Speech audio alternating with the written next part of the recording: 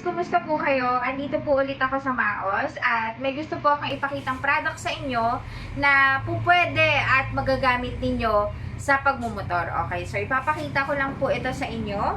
Okay, new arrival po kasi ito and syempre gusto ko na una kayong makakita at gusto ko makita ninyo yung kagandahan niya, yung outer look at saka yung inner look niya. Okay, so ito yung pinakang harapan niya. Ayan. Kung makikita nyo, dun sa mga mabibili nyong alloy box, makikita nyo na plain lang to, diba? Plain lang or di kaya X lang. So, ito si Duhan, meron siyang nakalagay na silver dito sa harapan. Ayan. Ang code nito is alloy box butterfly design. Okay. And then, tatlo na alloy or silver na ganito yung nakalagay sa kanya. Dito sa side, ayan, dito sa gilid, sa harap, at saka dun sa kabilang gilid. Okay? Natin yung loob niya. Pero ito yung ano niya, yung pinakang lock niya, guys. Ito, meron po itong pindutan dito sa ilalim para sa mga gustong bumili ng alloy box. Yung pinakang lock po niya, may pindutan po yan siya sa ilalim. Okay, ito po. Yan. Pag naman po ilalock niya siya, sasabit niyo muna po siya.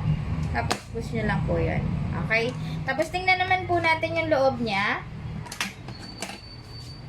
Okay? Ayan. Okay. So makikita nyo, ang ganda ng design niya, diba? May leather na siya. Okay. Meron po kasing ibang mga ganito na plain black lang po siya. Minsan po wala pang ganito. Okay. So ito pong Duhan butterfly design. Ganito na po yung design niya sa loob. Meron na po siyang lalagyanan dito. Ayan, so pwede kayo magsingit dyan ng kung anong gusto nyo papeles na ilagay. Tapos, may kasama na din po siyang, sa loob po niya, may kasama na pong reflectorized sticker. Dito po yun nilalagay sa harapan. Dito po. Ayan, dyan po siya nilalagay. Ayan, ganyan po siya. Reflectorized sticker po ito. Tapos, sa loob, may mga kasama din po siya. Ayan po, yung meron po siyang manual kung paano nyo po siya i-install or ikakabit sa inyong bracket. Okay, ayan po siya. Tapos, dito po sa loob, may kasama na din po siyang free na lace. Okay, lace at saka yung kanyang dalawang pirasong sticker. Okay, may nakalagay po yan na may tatak po siya ni Duhan. Okay, ayan po. And then, syempre, ito yung mga kasama na lock dun sa kanyang bracket. Ayan. Okay. So, ito pa, isang advantage niya, meron na din po siyang lock. Ayan po. Para hindi po aalog-alog yung mga gamit ninyo dito sa loob. Ayan, pakita natin.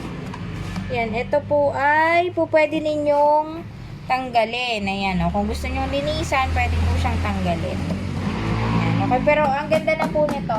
Maganda na po siya. Tapos, ipapakita ko rin po sa inyo yung kanyang base plate. Okay, yung pagtatanggal ng base plate, dito po yun sa ilalim. Baka po kasi pag bibili ninyo, hindi ninyo makita yung base plate. Nandito na po siya sa ilalim. I-slide nyo lang po yan. Tama ba? Pag ganun. Yan. I-slide nyo lang po yun pababa. Well, alam na rin naman po yan ng mga mag-i-install sa inyo nitong box na to. Pero kung dito po kayo bibili sa Maos, syempre, pinakang free na lang po namin yung installation sa inyo. Okay, kahit yun na lang po yung pinakang free namin sa inyo. Okay, tapos, syempre, ang price po nito ay 7,500 pesos. Okay, ito po kasi yung latest design. Tapos, tatlo yung design niya sa both sides ay meron din po. Available po ito dito sa store ng Maos, 45 liters Duhan butterfly design. Okay, so yun lang po.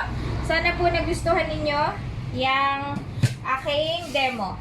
Okay, so yun lang po guys.